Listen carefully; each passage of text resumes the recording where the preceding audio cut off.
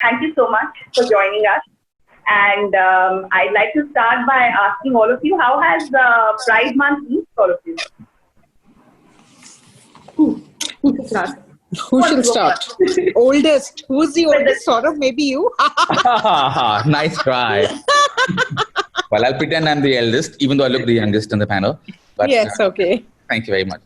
Well, I think it's the same for me as it has been for everybody. It's upended our life. It made you question a lot about what life means, what your priorities are. It's not only given me cause to think about my life, it's also given me time to think about my life. And that's an unholy combination, I can assure you, for people. Luckily, I have a partner, I have a mental strength to deal with it. But I worry about those who must be going through a rather trying and tough time just now. Right. Back with the list, Parmesh, Shani, who want to start off and tell us how it has been, how has the last month and the last 2 months been for you? So, I mean, personally, and, tell me if y'all can't hear or anything, send me a WhatsApp because, I'm on really bad internet. So, one of the past few months has been just dealing with internet issues, but that's a lighter note. It is strange and surreal professionally, trying to, work, trying to do all of that. But if there is any ray of hope, I think this Pride Month, it has come from watching people like Grace. Watching people like Grace who, and so many other queer champions in our country, who whether from the north to the south, east, west, right, have really stepped up. I've pretty much spent the past month in awe and admiration and trying to support in whichever way one can. But just mostly awestruck by young queer heroes. Grace has been doing, incredible fundraising over the past few, as have people like Rafael with Queer Muslim Project and so many other champions. So it's actually been, I think, a transformative Pride. I think this is the, after the 2018 judgment, this Pride Month has been the month where the baton has been passed forward to this next generation of queers. They've actually shown us how, what solidarity looks like, what intersectionality looks like, and what it really means to come together to help those of the queer community who, who need it the most. So it's been a month of strangeness, but also just awe and respect. Absolutely. And I think before we go ahead, I think we should introduce all the panelists. And I start with Grace, since you just told us how Grace has been cheerleading, the fundraising for the queer community, especially the trans community. Grace Banu is founder director of Trans Rights Collective. She's a Dalit and trans rights activist. She's a writer, and she's also the first trans engineer from Tamil Nadu. We also have Sakshi Juneja, who is the co-founder of Gaytree Family, is a platform of expression and dialogue for about the LGBT in India and how to express themselves as creatively as possible. She also calls herself the soul of Gaytree in social media and offline existence. We have Ritu Dalmia, who is the chef and founder of Diva Groups of Restaurants. She was also one of the co-petitioners who challenged the validity of Section 77 in the court. We have Saurabh Kirpal, advocate at Supreme Court, who was part of the team of lawyers that argued the case against the criminalization of homosexual sex in Supreme Court. And we have Parmesh Shani, who is the vice president at Godrej Industries and is the founder of the award-winning Godrej India Culture Lab that sparks conversations and collaborations, changing the face of contemporary India. He's also the author of Gay Bombay, Mobilization, Love and Belonging, which was re-released very recently in 2020, and his second book, Queeristan, which is about LGBTQ inclusion at the Indian workplace, will be released in August this year. Thank you all so much for joining us on this event, Pride and Pandemic, who would have thought. But coming to you, Grace, kudos for what you've been doing for the trans community.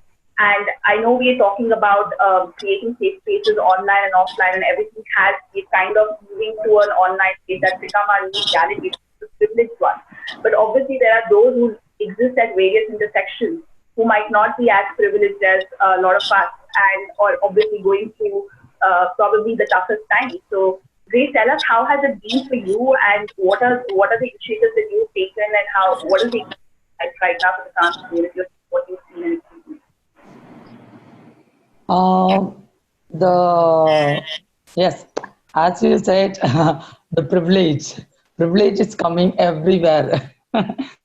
So the people who don't have a privilege, this is the pandemic time and the emergency time.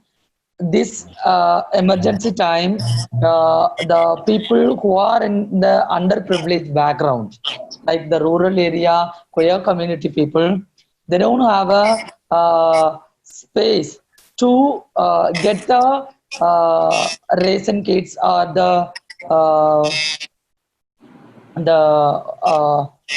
products where we provide the most of the funders, they provide so many products, but that products are all focused to only the cities, the metropolitan city people, because all the people, they are their when the people raise the help, so that support, it's going first to the people who are live in the metropolitan city. So that's okay. That's we agree that situation there, but we should focus in the rural area people also now. Right. Again, the people who have the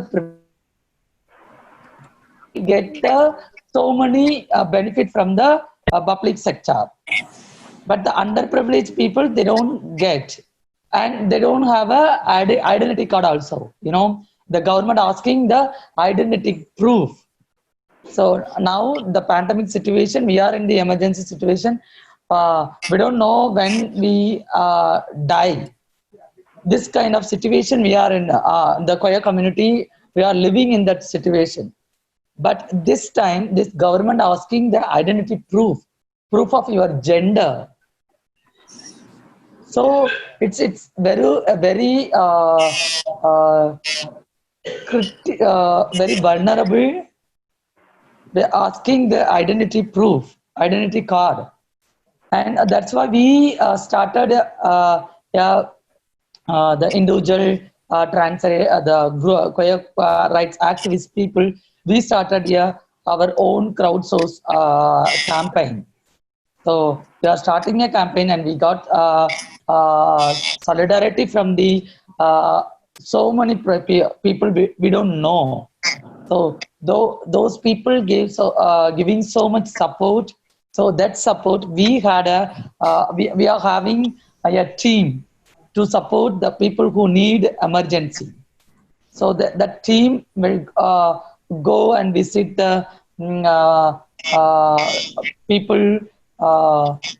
We have the especially rural area people facing the folk artists are there.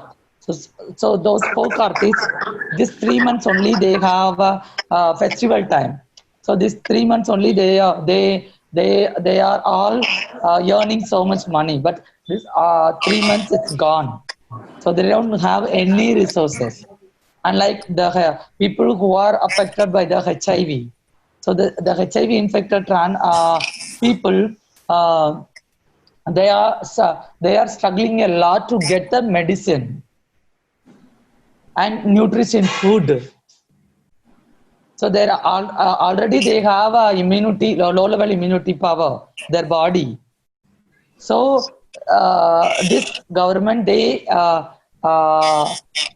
didn't take care of this kind of issues. So I want to point out that Maharashtra, the Devika case, they are trans women who committed suicide, who are affected by HIV infected trans. She didn't get a medicine and the nutrition food. She committed suicide. So this kind of issues are happen, especially the rural areas. Right. I mean, it's an interesting point because just with it's obviously a privilege plays a great part in who gets access to what, especially in times like these. Even though I believe in the last 2 years since the judgment has been passed, there has been more conversation around it. There was a very controversial trans bill that was passed also, which has been rejected by the trans community, and we'll come to that. But coming to you, Sakshi, have you seen that in the last 2 years, the conversation, the content that's being created and the content that's being consumed has increased? And also, again, coming to the fact that internet is a very anglicized kind of a place, has the conversation also gone in, like, has it become more vernacular? Has it seen more content being created in vernacular languages, in say Tamil, for example, for brief, or something, that can be consumed and there can be more information out there? Because the internet reach is definitely there. I mean, obviously, I am coming from a very privileged space, and I would say even DC comes from that, in that regard, a very privileged space. But then we also have to look at that there is a very degree of privilege, or what we call privilege, right? With regards to the reach of internet today, I mean, from what I have read, today 2-tier, 3-tier cities have a very deep rooted access, somewhat easier access compared to the previous years through smartphones and therefore data usage, etc. In terms of content, I mean, at GACI, I can speak personally. We started with, again, revived a project called Writer's Block, where we translate our English content to regional languages. And again, what is to be noticed is this is done with the help of community. I mean, we just put a call out saying, can you help us translate this language? And we get a lot of people sending in emails, messages saying, okay, you know, we are ready to help and tell us how to go about it. So in terms of access of internet, yes, it is spreading.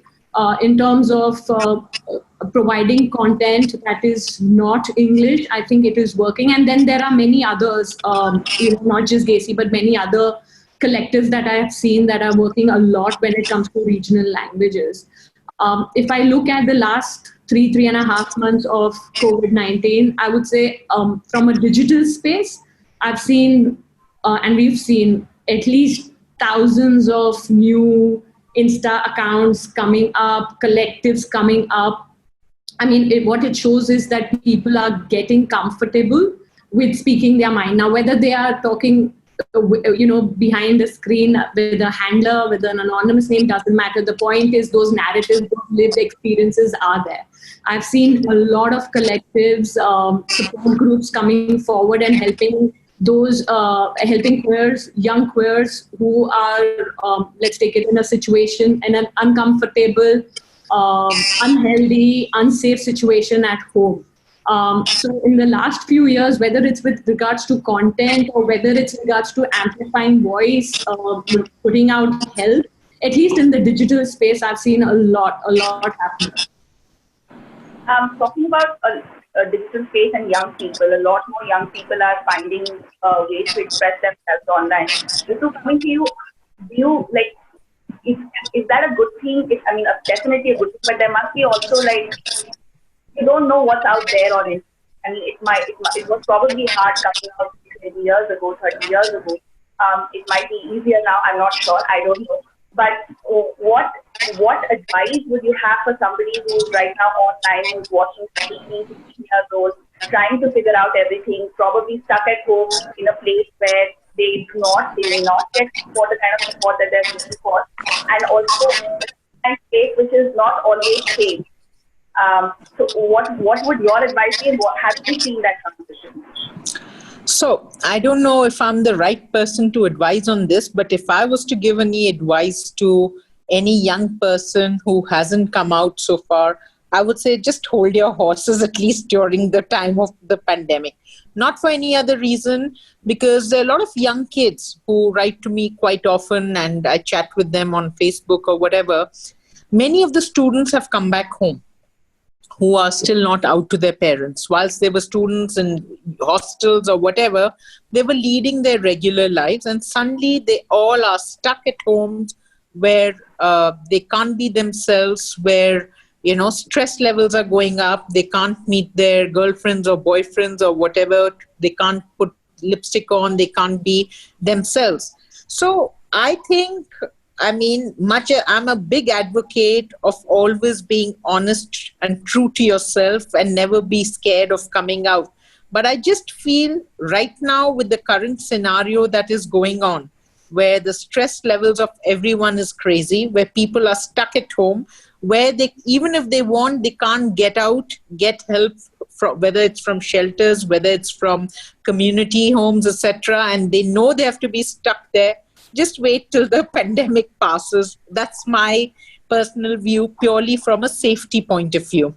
And saying that, also internet, like I said, there's a lot out there for sure. I have seen such a big change in content in communities, as Sakshi was saying. And what's very interesting about this Pride Month is I have never had so many discussions, so many talks, so many interaction in any Pride Month prior to this. So in some ways, the pandemic from that point of view has also been a blessing, because people are sitting, thinking, getting creative. The digital media is the only way right now through which people are communicating, and it's been brilliant. I mean, I had a session with school kids online the other day with one of the schools, with school kids and their parents, on how to handle their child sexuality, as well as, children to find that confidence to come out to their parents. And as 2 years ago, I don't think I would have done that. So from the time the judgment was passed, yes, that was 2 years ago, but this year, I think, has been a very particular year, especially for LGBTQ voices. Okay, there's also the flip side to it. As I said, people are stuck at home, people are stuck in environments, they are enclosed, they are confinement, medical help obviously is not the best situation, especially I'm in Delhi, and Delhi, the situation is very bad, and anyone who's vulnerable, it's really, really the worst time for them. But from a point of view of voices, it really has been an amazing, amazing Pride year, I would think. Yes, there have been a lot of activities. There's been a lot of conversation in the last 1 month. And for me, there are also a lot of brands that are kind of have latched up onto the Pride month. And maybe in a good way, bad way, what would you say? I mean, there is a lot of conversation. It's good to see a lot of big brands kind of come on and, talk about this. But do you also see do you think there's more scope for brands to do, especially once the Pride month ends, once it's not something that's trending on Twitter and on Instagram and Facebook? What can brands do to make sure this conversation stays alive? Well, actually, in Queeristan, I have a whole chapter about this. So I'm going to give you a little preview. And it's not an angry chapter, but I'm like slightly irked.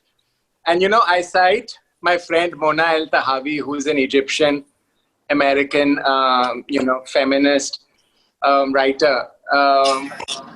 She uses this analogy, as do so many others, of how when you first don't have something, you're so excited to get crumbs. And, Ritu is also a baker, so we'll use the food analogy as well. You might want to put your thing on mute when you're not speaking, so that, there's no echo on your Zoom. Just see if you can find the mute. Yeah, perfect. So, early when you don't have anything, someone gives you some crumbs, also you're very excited because you feel like crumbs, right? But as Mona writes, she's like, we really need to fight for the big cake. We deserve a big cake. We deserve the entire cake. We don't want crumbs anymore. And my idea for brands and companies has also changed. Earlier, we were very happy with these scraps, with these crumbs of attention. So some brand would mention us, we would be all ecstatic or whatever. But now I think brands who have all gotten onto the bandwagon, or the brand wagon rather, I would say, please put your money where your mouth is. We really need you to contribute to queer NGOs, right? You care about a community, don't just paint rainbows on everything. Please donate. There are hundreds of organizations that you can donate across the country who will give you the love, blessings, loyalty, and their business when times become right? You really care about a community, give us jobs. You really care about a community, recognize that 377 is over. But there are so many other struggles that are on, including right now a struggle for, we have a trans act, which is very, very problematic. So join us for the long term in solidarity. That's when our community will know that you really, really care about us. Otherwise, I'm very skeptical, because so many of these companies which are doing all this rainbow washing kind of stuff, you look at their own HR policies, they don't have inclusion policies for their own employees. Just because some social media agency has told them Pride Month is happening, be cool. I mean, it's no longer okay for me. So, of course, there's a lot more of this in the book, which is going to come out in August. And yeah, brands want to care about this issue, please buy my book. Right. And also coming to the legality aspect of it, the trans bill was very, very controversial. It almost felt like the trans community was not heard when the bill was being structured. And also, what next? What next for the trans community, but also what next for the queer community in general? What are the kind of laws that we need right now that can help support, build a safe, space, not just online, but offline also, because for a lot of safe space also kind of links to employment, kind of links to what kind of rights they have outside of the fact that, we are not criminals just because of our sexuality. So it goes beyond that. So what do you think legally is required next to ensure that the LGBTQI community has like safer spaces to exist both online and offline? I presume that question is directed at me safely, since I'm the lawyer on the panel. Right. First, as regards the trans bill, it is a very, very deeply problematic piece of legislation, as Parmesh has already said. It goes against the ethos of the Nalsa judgment of the Supreme Court. And basically, my one biggest problem, there are a series of problems, is it takes the right of choosing your own identity out of your own hands and puts it into a committee headed by some bureaucrats. Now, that's a very, very deep problem. Your matter of gender identification cannot be outsourced to the government bureaucracy. It's inconceivable, yet that has happened. The matter has been challenged and taken to court. Hopefully the court will decide on it. But I'm not very sanguine about that, because this is not the only issue that has been put on a back burner by the Supreme Court currently. There are a raft of legislations which affect the soul of the country, and the court is sitting on it. Maybe they'll wake up and hear the matter, but I'm not very, very optimistic. Coming to the second part of your question, as regards safety, I suppose a wider term to use there would be security, really. And when you mean security, it's not merely a question of online abuse, but also job security and security of your person in many ways. Because it's all well and good to have the freedom to choose your partner, but if you don't have housing, if you don't have a job, it's a right that has a lesser meaning, let's put it that way. I think the biggest problem just now in India, and that is a problem that is, and why we talk of intersectionality and alliances that minority and other oppressed communities must forge, is the absence of an anti-discrimination law. I think that is the biggest problem that the queer community faces.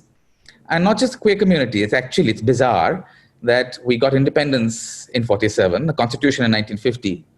Some 70 years have passed, but Parliament has not yet thought it proper to have any kind of anti-discrimination law on the basis even of sex. We all saw the recent judgment of the US Supreme Court, and it is very exciting, the fact that sexual orientation is now seen as a facet of sex. So if you discriminate on the ground of sexual orientation, you're foul of the anti-discrimination law. We in India don't even have an anti-discrimination law on the basis of sex. So your employer can fire you, there are certain provisions, of course, in now for employment that may protect you, but on instance of, say, getting hospitalization or getting accommodation, insurance policies, joint bank accounts, these daily travails of people, there's no law which prohibits that. So I think that's very, very important, and Parliament must step up and ensure that there is some kind of comprehensive anti-discrimination code that gives security to people, right? And secondly, the other facet of that security would be protection in offline and online spaces. And that's the generic problem. I think the online world is a wild, wild west just now. It's all well and good to talk about free speech, but there's absolutely no protection. If you go out as a young queer person exploring your sexuality, your identity, you're vulnerable in any which way. I think one problem is with the gay dating apps that you have, people getting lured in. That luckily during the time of the pandemic is not a problem because no one can go out. And please stay at home. Don't use the gay dating apps during this time, people. Ritu's right. But more importantly, I think the question of cyberbullying. People are vulnerable. They are out there trying to express themselves. And yes, there are certain laws which do exist, which protect you from cyberbullying. There's Section 509 of the IPC, Section 66 of the IT Act, not 66A, that's been struck down. But really getting recourse in these times to the police, or in fact, at most times, is very, very difficult. There is, I must practically put it out there, a cybercrimes organization. There's a website. So if anyone is being bullied, I'd recommend that you go there, you register your complaint immediately online. It's cybercrime.gov.in. It's unlikely that the police will do something because they really want you to push. So push to the extent you can, but register your complaint at least. So you have to try to protect yourselves and then find communities, find NGOs. That's why I think Grace is doing a great job in raising money for NGOs, and Parmesh is also supporting so many. I think, Sakshi, unfortunately don't know much of your work, but that's what you need is some kind of a queer community. And I think that is really absent in our country. There are collectives, there is a movement, but there is no cohesive whole. And I really feel that is a problem. The pandemic at some point is going to hopefully end. So, and there is going to be a way forward. But Grace, when we look at, what is required in terms of finding employment, like you said, the basic issues like not having an identity card, which becomes an issue. So what are the next steps that you expect for the community that the government can take, and also what can allies do? Because a lot of questions that I'm seeing right now that I'm getting from people who joined in towards this is like, I don't know much about this. What can I do? Where can I find out more? But most importantly, what can allies do who want to stand by and support but are not sure where to start? What should they do? See, the support the people who are in the ground level. So they don't have any resources now because all the people, the most especially trans people, they are doing begging and sex work. So very few people only are working with the public sector. So and after very few people are doing a folk dance. So this kind of people, mostly the people are doing sex work and the baking. So now this time they don't have any resource to earn money. So they have to pay the rent. So all the most of the trans people, they are living in the rental house. All the house owners are asking the rent. So the rent, but they are asking the last 4 month rent. So they don't have any resources. The government provide only in Tamil Nadu. The Tamil Nadu government gave the 1,000 rupees for a trans person who have the identity card. So without the identity card, nobody they didn't take any support from the government. So they took only from the support from the individuals like us. So this kind of situation is now going to very bad condition. So what you do as an ally? So every time we are expecting, we are from the underprivileged background, you should give the solidarity. So most of the time, the solidarity is denied by the ally, the civil society.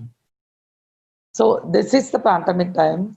The solidarity is a support to help the your trans person livelihood, to support the trans person, your queer person, medical support. The support is various kind of support we need. We need. So this kind of support and the solidarity is must. And I'm very happy the allies are coming forward to ask these questions, because we are waiting so many years for this kind of conversation. So our fight, it's having so many years to have a conversation with the ally. So as being an ally, you have the roles and responsibility to give the solidarity. It's your support or privilege to share your privilege to the underprivileged people. Right. Sakshi, just coming to you, I mean, in terms of, a lot of people also struggle with the kind where to go to find content, or where should they look out for content, or what kind of content should they start for. So where should one start if they want to learn? I think there's a huge debate about whether one should explain their sexuality to somebody who doesn't understand it, or as an ally, should I come forward first, see, find out, try and learn something before, I try and approach somebody with my question. What would you say to that, and where do you think one can find resources, apart from Gacy family of course, but where can one find resources, or how does one know what is right, what is not right, especially as an ally who is probably coming into this conversation for the first time ever, or even somebody who's exploring their sexuality for that matter? I mean, the very first thing I personally believe when it comes to any ally, and this is not just ally, I would say a lot of reflection has to be done for folks in the community as well. It's not that just because you're part of this community, you have the sensibility and the understanding for everyone who is part of that community.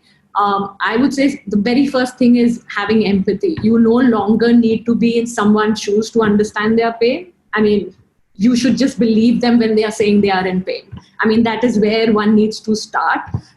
If they want to begin with the whole understanding, being sensitive process. For allies who are looking at getting information, I mean, some things are just very, very basic common sense where I mean, you have to look within, right?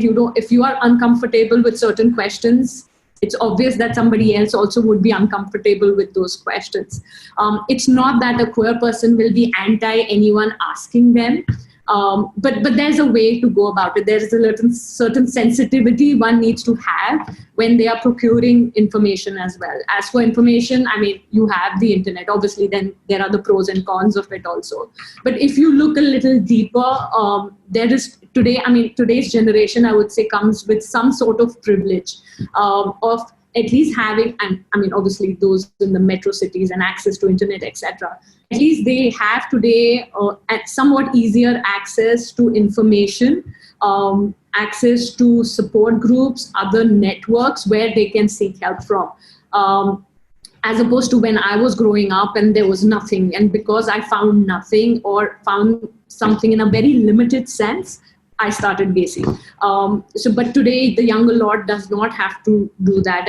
And the same goes for allies also. There's enough information. If you cannot understand the information, there are enough of collectives, groups, support groups, etc. there to help you decipher that information. But yeah, I mean, for me, number one thing would always be have some empathy. It's something that it's not something you're born with. It's something that you need to teach yourself every day, every single day. I know Parmesh wanted to come in here. And Parmesh, I also have a question here from one of the audience members who wants to know, are there initiatives that are being taken to teach inclusion at a school level? If so, should it be done, and at what, like, how can it be done? If you can answer that also. Sure. So I just want to build on what Grace and Sakshi said in terms of what allies can do, because I know a lot of people will be watching this and they want to go home with, specific takeaways, right? What can we do now? So, obviously, show up for us and speak up for us. I think both of these are very, very important. Every time you show up for us, whether in a pride march, whether anywhere else, you are supporting us. Every time you speak up for us, anytime you hear anything homophobic or anything that's, absolute misinformation, you're doing something for us. But beyond that, you also need to give us two things. And we want your time and we really want your money. So if you're an ally, please give us both. Now, if you can't give us your money, that's okay. But then you give us your time. And of course, if you can give us your money, we would really like it, because we need to we need a lot of resources and platforms that we need to build. And if you look at our country, if you see over the past few years, so many of the most wonderful platforms have been built by allies, and it's what Grace said in terms of building solidarity, is sharing the mic, right? Amplifying it, right? And again, I've just spent 2 years in working on this book, right? FICCI, which is an industry organization.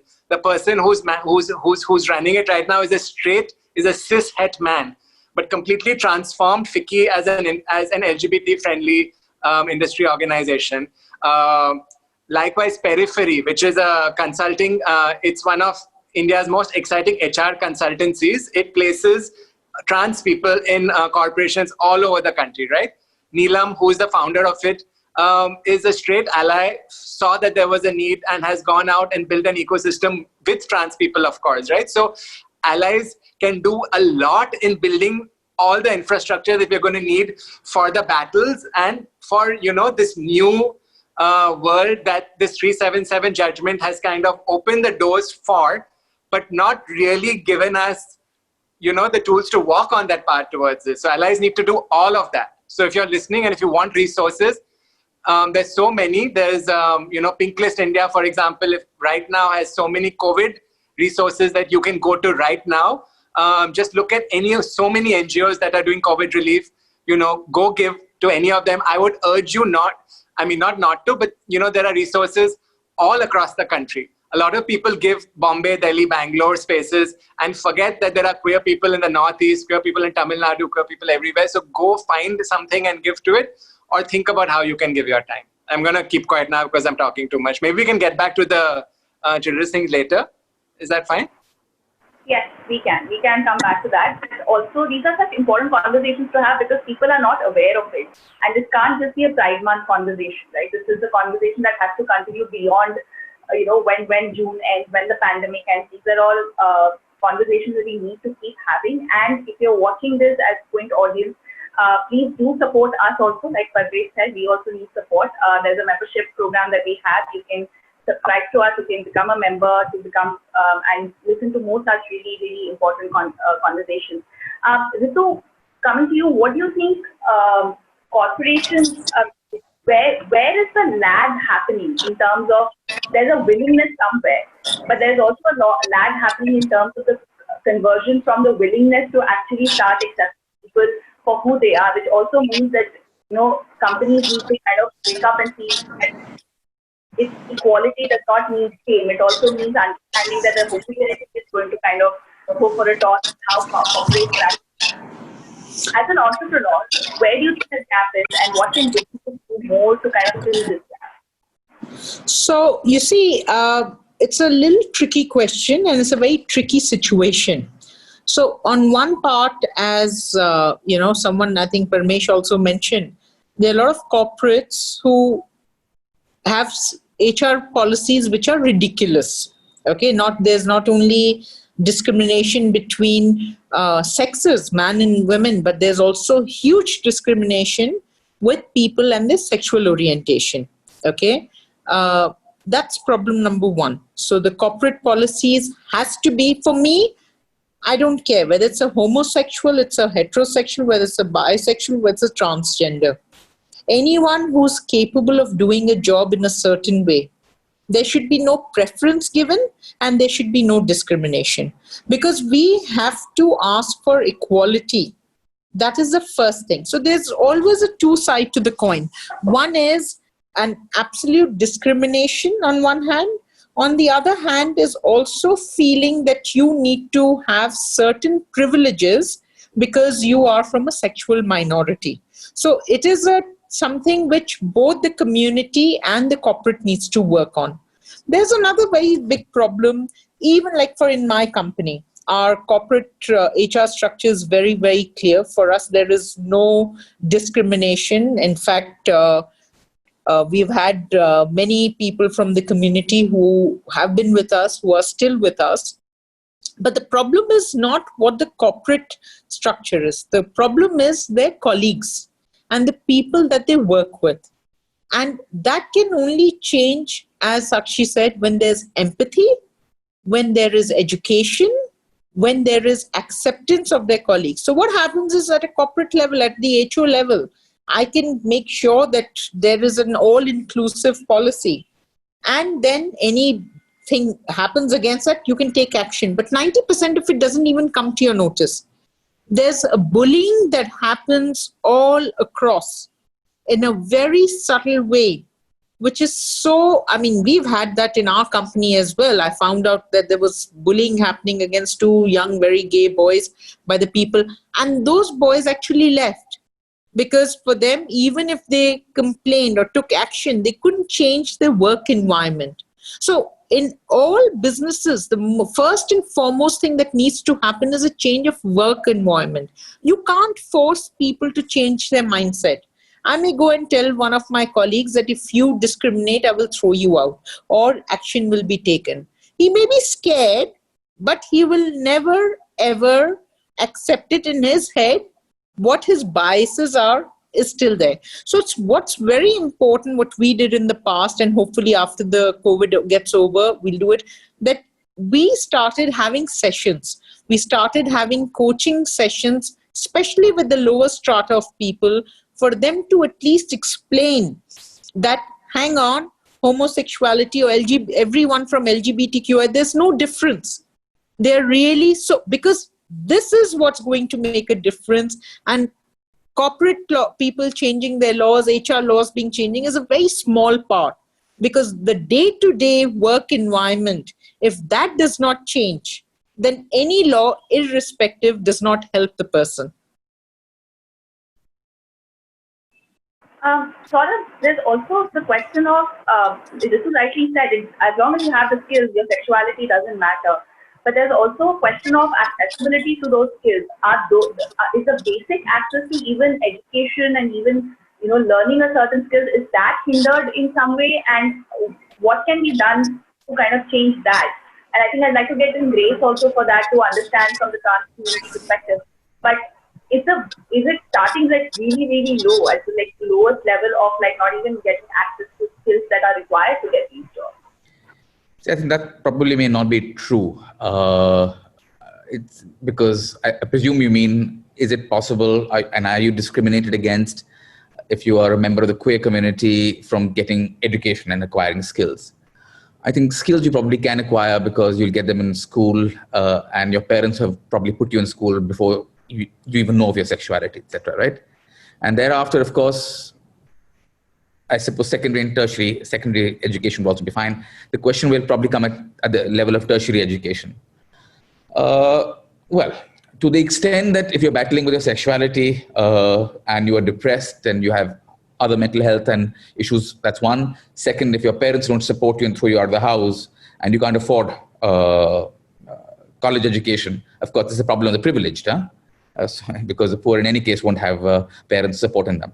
So if that happens, then yes, you are denied a certain skill set because you don't have the familial support to acquire this, that for your work purposes. So to that extent, it's correct. But I think on a general, principle, it's difficult to say that it's the queer community alone which has the absence of the skill set. The problem is once you enter the workplace, and that's what I think Ritu was alluding to, is that you may have the skills, and the problem is in spite of having those skills, you don't get a fair stab. You don't get a fair opportunity.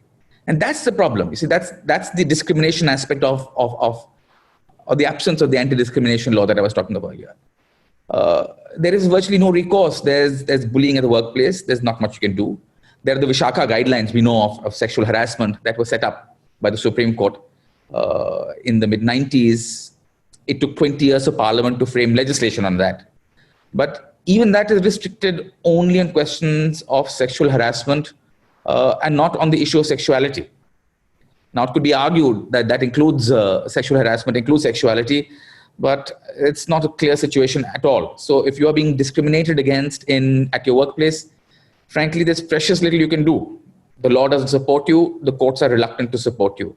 And that's why we need, I'll just take a minute and talk about the need for allies. And that's what you mentioned earlier. You see, I'm a lawyer and I therefore see it from a legal perspective. And for me, one mode of change, which is the most potent mode of change, is going to be through the courts. I think expecting stuff of parliament is a bit hopeful. It's never going to happen. But how do you change the mind of the courts? The courts are, I would say, manned, because it's largely manned by judges. And judges are creatures of the society they come from. And if we want to change the laws and we want to change people's lives, we will have to change the minds of these judges. And the way we change the mind of these judges are, if you are their brother, your sister, their uncle, their nephew, a family member, speak to them. That's one aspect. Second, as a member of society, court tends to follow public opinion. I think we live in a fool's paradise when we assume that judges are these neutral entities which have dropped down from heaven and will dispense justice without fear or favor. Try as they might, it's not possible, because you are a product of your society, your upbringing, etc. And to that extent, the judges are, I think, follow the court of public opinion as well. So I think we need allies to come together and make the LGBT causes visible and audible. Because once that happens, and that's when to get a skill set is not sufficient, you see. You need a lot more to sustain yourself. That's it. I'll leave it at that. And Grace, would you like to come in here? Because, I mean, you're the first trans engineer in Tamil Nadu. So yeah. What is it like, what was it like to kind of, it is a bit telling, there aren't enough, or are there not enough people who are trying to get into the system, or why is it so hard to say for a person who is trans to get an engineering degree or get a medicine degree or get a law degree? Is it easy? Is it not easy? And what can be done to change that? See, it's the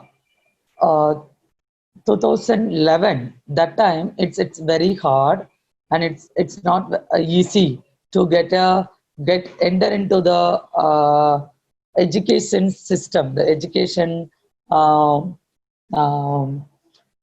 The education path, it doesn't open, because when I, for example, when I try to apply the engineering, government order we have that government order says we don't have a policy to enter trans people into the professional course. So that kind of orders, GOs they have. So I fight against that system. So that act, so that government order. So that's why I applied the engineering. I got a RTA reply. So that reply copy also now also I have. So that RTA says they don't have a policy to admit trans people into the professional course.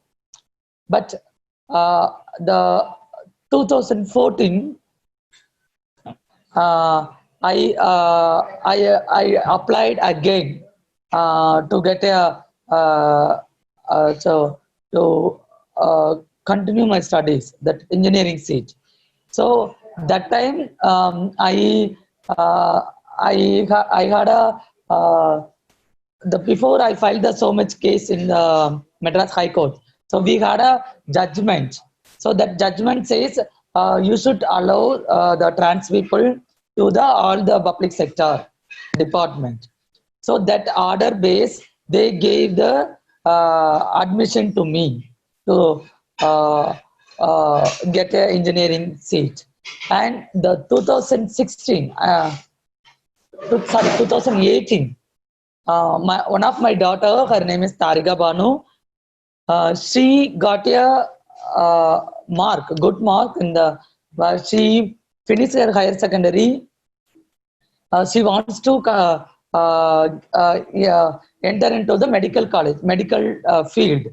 So when we try to apply the medical college, so that Siddha Medical College form, that application form doesn't have a male transgender category. So we crossed that both category and we wrote a transgender in the hand. So they rejected the application. So that they rejected her application, and we filed the case in the Madras High Court. After that, only she admitted into the medical college, the medical field. So it's we have a law, we have a judgments, but it's not implemented in the various states. So this is the problem. So this and each and every trans person who wants to enter into the get a government job, you should go to the high court. You should go to the court. After that only we get our rights. Before that we didn't get our rights. So this kind of issues we are facing. So recently also we filed 3 trans women who wrote a police constable examination, but they are not qualified because of they don't have a separate they don't have a reservation. So they're automatically rejected by the reservation things. So that's why we're demanding, we want separate reservation. As per NALSA versus Union of India judgment, the Indian government, they treated as socially economically backward class, the OBC. So they put all the trans people into the OBC category. In Tamil Nadu, they are following the MBC category. So it's not a equality. It's not a justice. It's completely injustice. You know, the people, I am coming from the Dalit and the Adivasi community people, this all, how do we access the OBC category and the MBC category reservation? So that's why it's a vertical reservation. We are asking horizontal reservation. So when we get the reservational rights, that time only will the education space and the employment space, it's very easy to get people from the minority community. So one of our attendees is asking, I think based on what Grace has just said, is the fight happening at 2 different levels. One is which, basic stuff like details on a form is being fought, and the second is at an urban level as to how you perceive a queer person walking next to them. So there are fights that are happening at 2 levels. Sakshi, would you like to answer that? See, yes, of course, that fight is happening to 2 levels because of my gender and the caste. So being a Dalit, we have to fight within the community, within the queer movement, and within the Dalit movement and the patriarchy. We have to fight with the patriarchy society, and we have to fight against the casteism. So we, being a Dalit and Adivasi, we have this 2 kind of oppression. So we have to face this 2 kind of oppression, and we have to fight with this 2 kind of oppression. From my point of view, caste is everywhere. So wherever we go, the Dalit and Adivasi, Muslim, queer community people, our caste is coming with us. So it's a super hard to fight with this hierarchy structures, the hierarchy, the different kind of oppressions. Yeah, all right. Again, I'm talking from the urban space because I have more knowledge of that, I suppose. with regards to that, I mean, for any young queer person, I would say is that, like Ritu also mentioned earlier, is that, and this is something and not just because of the pandemic, but it is something that I would say is that one should never be forced or compelled to come out, whether it is from the outside space or whether from the inside space, is from the community people. It's one's own individual journey. The struggle is there. The more access we get to the information, also there will be more conversation about it, but then that does not take away the discrimination part of it. That does not take away the fact that people will still continue to be insensitive. And this is something that we have also noticed in the community as well, right? We've seen, a certain section or certain more visible section of the queer community somewhere oppressing those with limited voice. On the plus side, I would say, with emergence of social media and the digital space today, those voices, the minorities in this minority, if one would call it, have been somewhere given access to amplify their narratives, and to put out their real stories out there, lived experiences. So it's still, I mean, we have a long way, I would say, but in my 12 years of Gacy, coming from a place where, I had no access, I had no understanding, no sensibility of what a lesbian was, coming from a place of no gender, sexuality, education as such. But with Gacy, I would say my sensibilities grew and understanding grew. And I would say it's the same with others. It will take time. But I suppose, we are still on a good way. I somehow feel that, we are living in a very exciting time. We gays are in fashion right now. Everybody wants a piece of us. So those who are in the privileged space should amplify that and push and make effort and make way for those who are still at a place where, all this seems to be a very distant dream. They're superhero maybe. So what role can media play and what role can education play to normalize sexuality? There have been a few movies that have come out, but there probably needs to be more. So what else can be done to kind of normalize this conversation? Parmesh, do you want to talk about?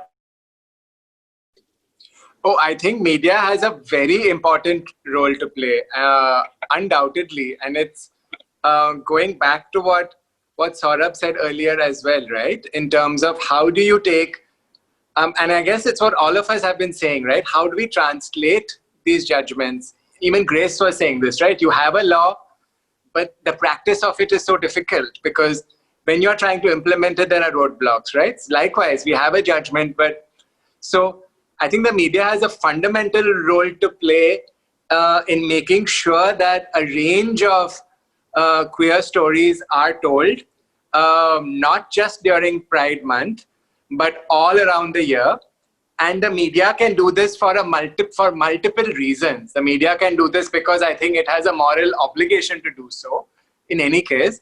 But even if, I mean, media and morality now, that's a separate webinar. But even otherwise, as I argue in my book, media can do it because, of money. Queer people, if we are between 4 to 10% of the population, the media can think of us as audiences. 4 to 10% of this country is a big captive audience. Post-COVID, don't they want our money? Don't they want our eyeballs? Don't they want to sell to us? So the media can think of us in a range of ways, right? We are audiences. We are customers. As Diva knows, it's a queer-friendly chain of restaurants, and I make sure I go to Diva whenever I can. Simply because I want to give my pink rupee to a chain of restaurants that values me and my community.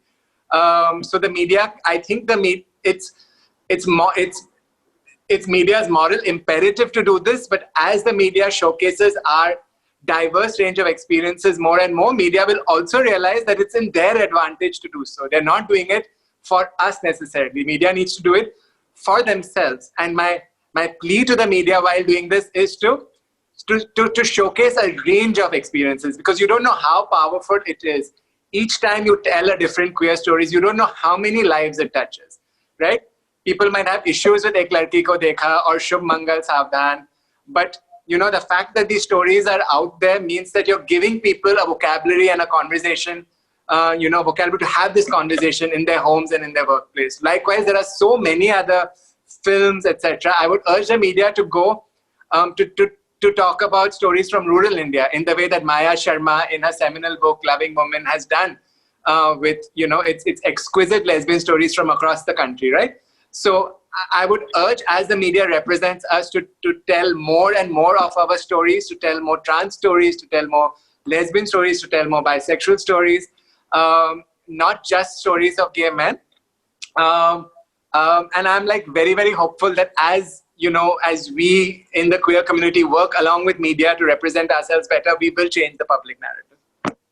And I'm just going to come to Ritu once. Ritu, and we'll wrap up the session. I know all of you have to run very soon. Ritu, what's the hope going forward? What's the dream going forward? I mean, once this ends, we're at the start of a new decade. It's not been the greatest of starts. But what do you hope for in the next decade for the queer community and also for the young people who are trying to figure out the sexuality, and for the allies? How can we support you? What do you? Sorry, I got lost for a minute. I lost my net for a second, so you'll have to repeat that. What's the dream? What's the dream? We're at the start of a new decade, a very important start to a new decade. What's the hope and the dream? I can't hear you. Can you hear me now? Yes, better. Yes. So my question to you was, what's the hope and dream for the next decade? It's been a weird start to the decade, but what do you hope for the queer community, and what do you expect from the allies, and what change do you hope to see in the coming decade? So for me, all my hopes are right now pinned on Saurabh and the gang of these lawyers. Okay, so every hope I have is pinned on them. 377 was the first step. Many, many, many more fights they need to win, because number one, as soon as the legality is on your side, even though society operates in a very different way from what the law says, but that's already one little feather in your cap. So what Saurabh and the team need to do is win many more rights for us, bring in many more equality situation for us, law of discrimination. He better get his ass and his work on it. And so all my hopes are based on that. And what do I hope? I hope to have a civil partnership with my partner one day soon, not outside the country, but in this country. And you all are invited, guys, whenever that happens. As long as it's out of COVID, Ritu, because you're only allowed 50 guests. I know, that'll never happen. Parmesh himself will bring an entourage of 50, my God. I want of the famous Diva Pizza. Yes, done deal. Thank you, guys. Thanks a lot. Thank you, Padmani. Bye, Padmani. Thank you. So each director of you can say, or I know Ritu wants to run. Yeah, exactly. Only. Bye, guys. Bye. Thank you so much, Ritu. Thank you. My pleasure. Sakshi, you wanted to say something. I wanted to extend on what Parmesh was saying over here when it comes to media. And it's not just the mainstream media that needs to, change its way, but it's also, with regards to the arts and the entertainment industry, which has such a big influence on our population. What one needs to, and what is something that at GACI also we try to do is, we get a lot of requests from art spaces, etc., who want to curate an evening around LGBT issues and all that. And unfortunately, it happens during, when we are in news or, those little spurts here and there. And what we have to try and explain to them is that we all go through the same problems, like whether it's with regards to love life, family, work, just mental health, just being oneself. So you don't need those special evenings to amplify. I mean, it's great, we get that, but in your everyday narrative also you need to be inclusive. It's very weird. It's like, many a times you see these amazing shows on OTT platforms, etc. but you never find a queer person over there, and which is just so shocking. It's like as if, I mean, what they don't see is that when they look at their audience, they just see straight people. They forget that they are catering, like in that audience are also queer people, like I said earlier, who go through the same thing. So it is something that it's not about normalizing, but it needs to be an everyday exercise. We are there every day. We need to be in your everyday story in order to, again, be empathetic, in order to, again, make sure those narratives are there. And like Parmesh said earlier, the intersectionality, I mean, you can't run away from it. Intersectionality is in your face. So you need to start looking that, and those who are in the job of curation, they need to do a little more than just do a Google search and look at the top 10 names that pop up. There are some amazing, beautiful stories. They may not be named. I mean, they may not have a big name, but then you have the platform to amplify their voice. And trust me, it's not just about queer people, but it's every other person will find some sort of a aspect of it to relate. And it's a win-win situation for everybody. Guys, last comment, and sort of Ritu pretty much put all her hopes and dreams on your shoulders. But what is the next big fight? What are the big fights that you're hoping to which you want to fight for the queer community, which hopefully will give them more rights, and more importantly, give them the empower them to fight for their rights when they're discriminated against? I think the reason where Ritu's coming from is that if we want to see change, we want to see immediate change. And immediate change happens in court, right? Because out comes a judgment, there's a result. I think the work that the activists are doing is actually probably more fundamental, because that is not the immediate change. That is laying a foundation for change in the future, right? It's like building an infrastructure for change. I'm just the one coming and plucking the fruit and getting a judgment. So really, kudos to all the activists. But of course, everything has a role in it. So in terms of what next, personally speaking, I agree with Ritu. I mean, I love the idea of gay marriage. I've been with my partner for like 17, 18 years now. We'd be happy to get married in this country as opposed to any other. And that's important for a lot of people. I think sometimes it's become fashionable in urban communities for the empowered LGBTQI members to say, no, we don't need gay marriage. It's a foreign construct that's been imposed upon us. It's quite to the contrary. I think the basic thing that any Indian mother wants is for mere bachche ki shaadi ho jaye, right? Marriage is a very important aspect of a community life in India. It's not to be dissed at. And I think it'll also be not merely the ability to get married, but it's a signal, right? The way the 377 judgment was a signal, more than it was substantively about criminalization. What do I mean by that? Yes, 377 was being abused in a large number of cases, and people were beaten up. We saw some stories. We used affidavits in court. But by and large, I'd say people, while living under the shadow of 377, weren't actually persecuted by it. It was a fear of persecution, which was worse. I think something similar can be, but once the judgment came out, that fear of persecution was removed, and the Supreme Court, with its moral authority, gave a signal saying that go ahead, live your life, right? I think something similar will happen with gay marriage.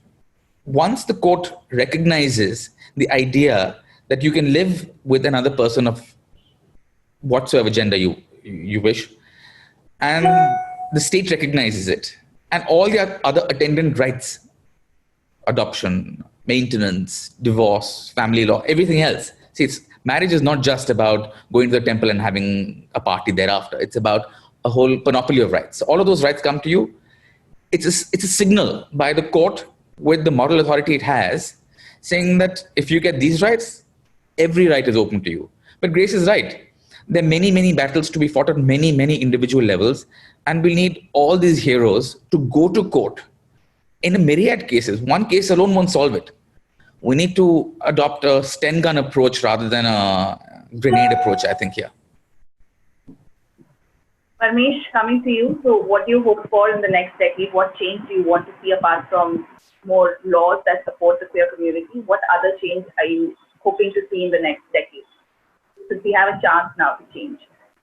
So I want to see two things. Besides everything that everyone else has spoken about, I would like to see my queer community to be more kind and loving to ourselves within each other. I think far too often we get caught in our differences and we don't recognize that what binds us together is so much stronger than the differences. And we all have different positions on things. And it's very, that's the beauty, right? But I would like to see, so say, for example, if marriage is important to Saurabh, but or it might be important to me, if it's not important to Sakshi, for example, I would like not us to pull each other down. I would like to say, okay, Sakshi, maybe something else is important to you, but, you pursue that. And Saurabh is going to pursue, marriage, and, maybe someone else is going to pursue an anti-discrimination bill.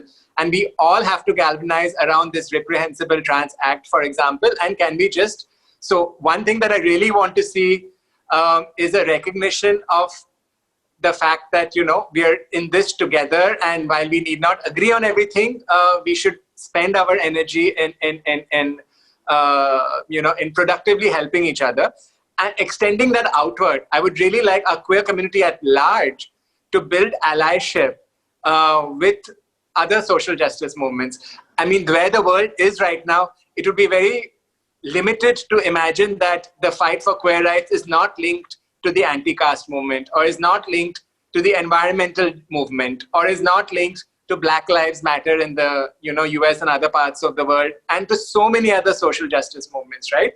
So what I want to see over the next decade is more nuance, both within the community and for the queer community to recognize that our struggles are deeply linked with others.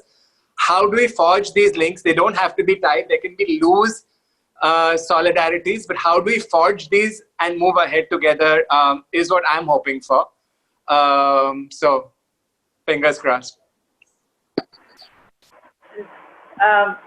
Grace, what? Can you hear me now? Grace, intersectionality is such a big part of what LGBTQI community is. What would you like to see change in the coming years? What would you hope for yourself and for your community?